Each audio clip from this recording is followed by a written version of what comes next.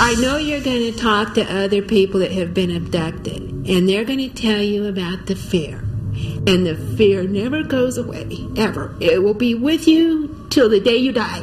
Clearly these intrusive procedures are happening without people's consent. There is an alien abduction phenomenon, but it's not how people generally think about it. I think it's an internal event. I don't think there are real aliens coming in and taking away people and doing experiments on them. After nearly 32 years, I have yet to find one case to indicate that the Earth has ever been visited by extraterrestrials. If there is, in fact, some non-human intelligence in using some kind of non-human technology, suddenly interacting with us, it's the biggest event in human history. Whether you choose to believe it's real or not, the alien abduction phenomenon does exist. People do believe that they are being taken from their beds, from their cars, from where they work, and spirited away by what they can only describe as extraterrestrial beings. Nick Pope, formerly on the UFO desk at the Ministry of Defense, has written a book on the subject of abductions, and his research has thrown up several theories about what may be behind this mystery. There are many different theories about what really lies behind the abduction accounts. At their most simple level, clearly there is strong evidence that we are dealing with an extraterrestrial civilization coming to Earth and simply carrying out some sort of procedure on people. But there are other options too. Some people talk about some sort of interdimensional element to this. Now, at first I thought that this sounded like science fiction, but when you look at some of the bizarre notions being discussed quite seriously now by physicists, particularly in the world of quantum mechanics, ideas of time travel and ideas of interdimensional beings perhaps don't seem as far-fetched as they might have done 5 or 10 years ago. There seems, however, to be a pattern and similarity to these events occurring to all these different people. The account of somebody seeing a blue-white beam of light and sometimes being struck by it is something that I've come across again and again. Dr. Susan Blackmore takes a more sceptical stance towards abductions being alien in origin, but she too has recognized a pattern emerging from these accounts. If they see an alien, the alien tends to be about 4 foot high, big, dark, slanty, almond-shaped eyes, penetrating gaze. A lot of people comment on the eyes and feel that they are the focus of the control that they're somehow being placed under. Usually the alien speaks to them without using any words. It's as though they're using telepathy or mind-to-mind communication of some kind. Then, very often, they're whisked away or zoomed down a tunnel or whatever and find themselves in a spacecraft. Typically, an abductee will report a round white room with some sort of table or raised platform in the centre. And have various operations done on them, as though the aliens are trying to find out things about them. One of the things that they then were told by the entities was a rather bland statement: don't worry, you have nothing to fear, this will not hurt you. Very often, of course, that was totally at odds with what was happening. The individual who perhaps more than any other brought abductions to the forefront of the public's mind is the author Whitley Strieber. His bestseller, Communion, is a personal account of his own abduction. He believes, though, that he had been singled out as a target for abduction many years before.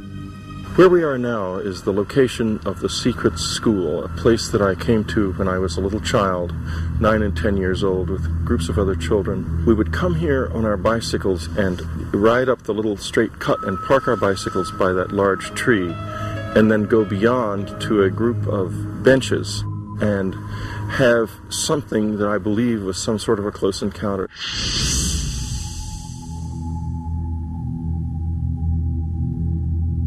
There was somebody who would meet us there, who was dressed in black and had a black hood on.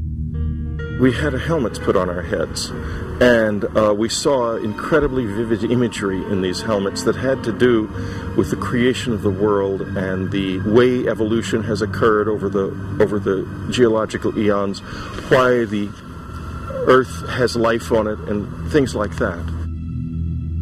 Like many abductees, Strieber believes that aliens have played a key role throughout his life, but to this day does not know why they chose him.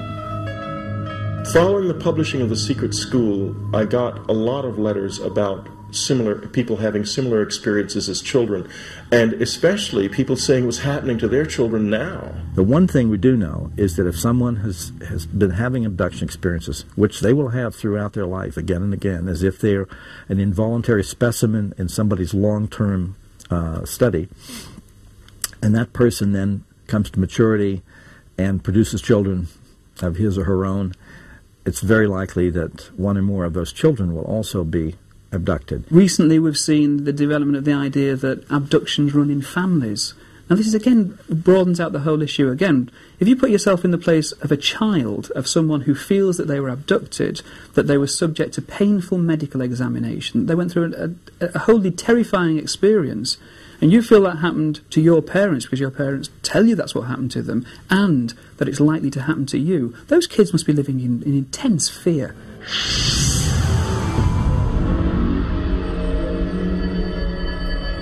Of the 8 people who I've remembered being in the group, myself and one other have turned out pretty normally. I have normal marriages and normal careers. The rest of them are in varying degrees in trouble. One of them has died. 2 of them have disappeared. One of them has committed suicide, and the others are recluses who live near here but will not come out and be seen by anyone, not even me. Bud Hopkins is America's most well-known abductions investigator. Having examined several hundred cases, there is one that for him remains the most compelling and extraordinary to date. As far as I'm concerned, the most important abduction case that we have on record involved Linda Cortilla, and this happened in 1989, November 30th, in New York City. I don't expect people to believe it, and I'm not trying to convince anyone either. It's up to them. But I know what happened to me. In this particular case, a UFO above an apartment building in New York City turned on all of its lights. It had been apparently unseeable until that point. I felt a presence in the room, and I felt this numbness crawling up from my toes, up to my legs. And when I opened my eyes, there was this creature, this thing, standing at the foot of my bed. It had large black eyes. It was sort of gray, and it didn't belong there. There was nothing that I could do but throw a big decorative pillow at this creature, and he fell back. I hit him.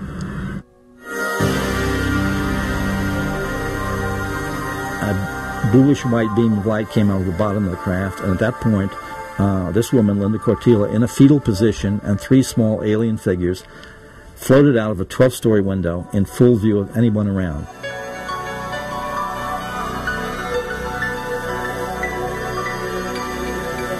Right out this window, here. I felt as though I was on an invisible elevator going up and into this craft. I would have screamed my head off, but I couldn't. The only thing I remembered after that was that I felt myself dropping into my bed. I knew that wasn't a dream. Hopkins alleges that there were several witnesses to the event that night. A woman who saw it from the Brooklyn Bridge, and a group of people in a motorcade saw it from the FDR Expressway. The point about it is it was deliberately staged so people would see it, because in the group of cars there were several important political figures who were heading down South Street to a helicopter pad to leave Manhattan. And it was as if the aliens wanted these people to see what they could do. Yvonne Smith is another abductions researcher who stands by the amazing claims in the Cortilla case. This case is extraordinary because it has so many witnesses that saw the craft hovering over her apartment building. These witnesses have been hard to track down, making themselves known to Hopkins only by letter and audio tape. This, Hopkins claims, is because one of them was a very high-ranking diplomat who didn't want to jeopardize his position. The third man, as I call him, wrote me a letter saying that he would like someday to be able to make public what he'd seen. He described in his letter the event of that night, watching this woman float out a window with 3 aliens and how staggered he was.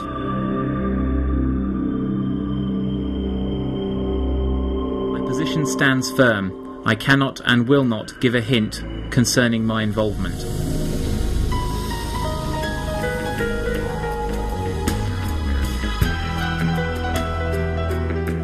The lack of witnesses independent of Cortile and Hopkins has led most researchers to dismiss this account as too fantastic to be believed. I wouldn't give the Linda Cortile case time of day.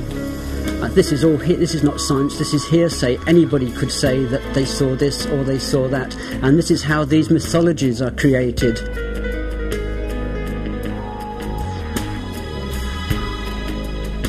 What we really need to take forward research into this important matter is the involvement of mainstream science and the involvement of governments. It's only these two bodies that really, I think, can take us now forward and perhaps achieve some sort of breakthrough. UFO researcher Stanton Friedman pinpoints the moment when abductions research gained a new level of respectability within the scientific community. It was a really big time for abduction research when two outstanding professors, Dr. John Mack from Harvard University Medical School, who's written the book Abducted, and Dr. Pritchard, a physicist, pretty high-level physicist from MIT, lots of publications and stuff, agreed to co-sponsor a conference at MIT. The invitations went out to specialized people. They published the proceedings. The whole point was to let the therapy community, if I can call it that, know that respectable people are involved.